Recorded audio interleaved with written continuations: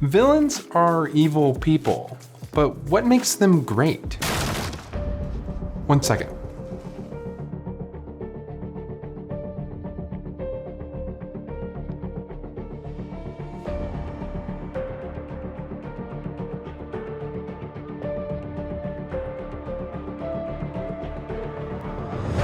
But seriously, what makes a great villain?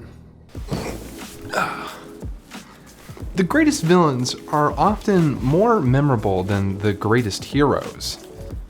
Sometimes it's easier to make a villain more interesting than a good guy. That's why over the past decade we've seen a huge uptick in anti-hero stories. Being good can be boring. Let's be bad. Let's talk about villains. Not all villains are the same. They exist on a spectrum, and the spots along that spectrum have their own strengths and weaknesses. This spectrum embodies 3 big villain tropes. Here they are, the 3 R's of villains: redemptive, relatable, and real evil. This spectrum tends to move from least evil to most evil. Let's start at the beginning. Redemptive villains switch sides in a conflict before the end of a story and end up helping the hero. It goes without saying that these are the least evil villains.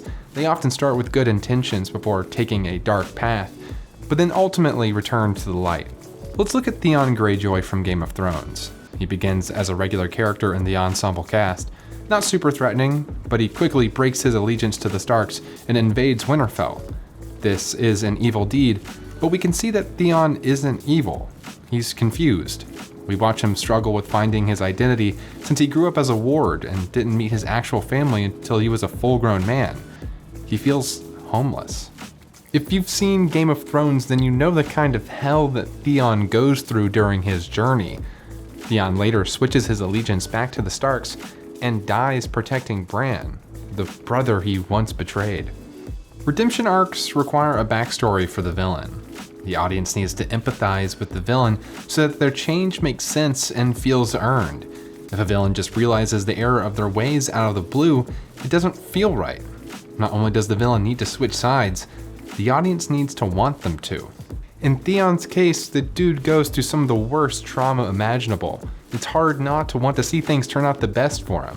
But if he had done something unforgivable, then we would never want to see him switch sides.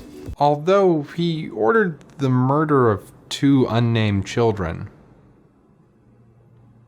He protected Bran, that's what matters. Often these kinds of stories have a bigger baddie who the redemption villain turns against.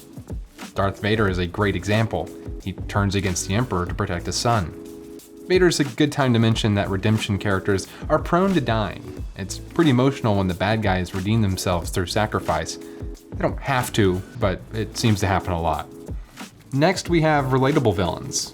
These are similar to redemption villains because they often require empathy from the audience, but they are still evil to the core. Not much is going to change that. Sticking with Game of Thrones, Cersei is another great example here. She is evil to the core, but everything she does is to protect her family. She isn't just evil. She loves so hard that she's willing to do anything to help those that she loves. She's a mama bear, a ruthless, evil mama bear. Another example is Michael B. Jordan's character from Black Panther. He kills hundreds of people in the pursuit of power, but his motivations are believable. He thinks that Wakanda should use its power to destroy those he sees as evil. He thinks the ends justify the means. This appeals to the audience because they can understand why he tries to take power. Beyond his philosophical motivations, we get to see his traumatic backstory and learn what made him the way he is. This combination of philosophy and background creates a villain that makes the audience question whether the hero is right. The entire movie is focused around how Wakanda should use its power. Killmonger wants to use it to liberate oppressed people through force, while Nakia wants to use their wealth and technology to help lift people out of poverty and slavery. Both sides want to help the oppressed, but believe in different methods. While Killmonger competes with T'Challa in physical combat for the throne, a philosophical battle happens in parallel. Should Wakanda preserve itself or weaken itself to help others? Relatable villains are a great way to explore the themes of a story. Often the villain's motives are fueled by the lesson that a hero needs to learn. Granted, this can be a bit on the nose, but when done right, the message can hit hard. The hero learns from the villain and often takes what the villain wanted and makes the execution a little more ethical. Speaking of on the nose, finally we have real evil, chaotic evil villains, Lord Voldemort, the Lich, Ramsay Bolton. There isn't a lot to these characters other than they just want to do bad stuff. In Ramsay Bolton's case, he's just a straight up sociopath. The audience is in no way on his side. These types of villains sound boring in theory, but Ramsay Bolton is evil to such an extreme that you can't tear your eyes away. You want to see what he does next. There's something that keeps us coming back to these types of villains. What is it about pure evil characters that audiences find so captivating after experiencing so many Dark Lord clones? There's something inside us that makes us naturally interested in the macabre. Unexplained evil attracts us for some weird reason.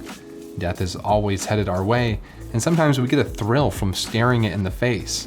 Death doesn't need a backstory. We don't need to know why these villains do what they do. They just do it, and it's up to the hero to stop them. Let's look at Michael Myers from the original Halloween. We don't really know anything about him. He's just a crazy dude killing people, and that's all we need.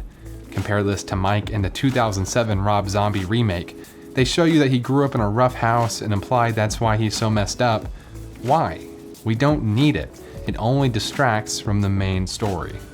The mystery behind evil characters can make them more interesting. Yes, the audience will wonder what makes someone so evil. Let them wonder. The audience doesn't need all of the answers. Giving the backstory of a chaotic evil villain can be a waste of time. Focus on the story.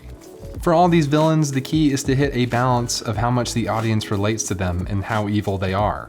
If you want to redeem the villain, the audience should relate to them, and they shouldn't be so evil that they can't be forgiven.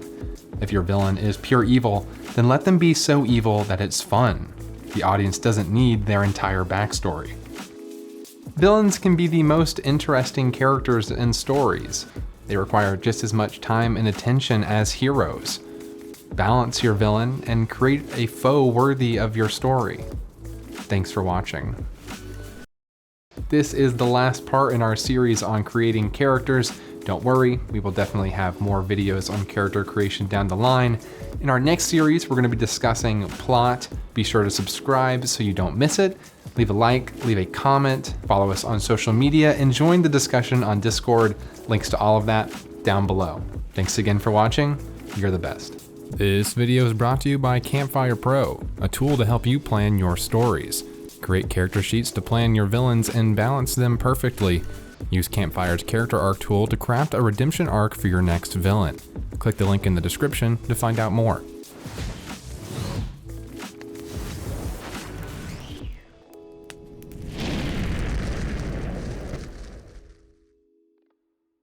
Who's the man with the bat?